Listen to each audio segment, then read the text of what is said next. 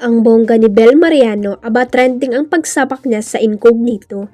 Marami nga ang nagulat na may special participation pala ang collab team ni Donnie Pangilinan sa bagong action serye ng ABS-CBN Studios na pinagbibida ni na Richard Gutierrez, Daniel Padilla, Ian Veneracion, Maris Racal, Anthony Jennings, Kyla Estrada at Baron Geisler. Sa trailer nga ay pinakita kinidnap si Bel. Sabi ng isang taga-kapamilya na nakachika ng Abante, bumilib sila na pinag-usapan ang surprise appearance ni Bel sa trailer ng Incognito. Actually, star-studded talaga ang Incognito dahil marami pang big star ang sasalang sa action series na ito. Actually, may ibang mga nakapag-taping na nga at ikakagulat daw natin kung sino-sino. Samantala, sa January 17 na magsisimula ang Incognito sa Netflix at January 18 naman sa iWant TFC at sasalang naman sa TV5, A2C at iba pang platforms ng ABS-CBN Studios on January 20. Nanguna sa Prime Video Philippines ang bagong series na Saving Grace na pinagbibida ni Julia Montes at Sharon Cuneta.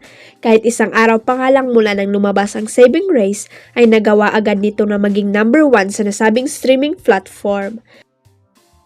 Kinabog ng Pinoy serye ang Spanish zombie film na Apocalypse, The Beginning of the End, American series na Cruel Intention, Korean drama series na Marry My Husband, at ang isa pang American series na Cross na nasa top 2 hanggang top 5.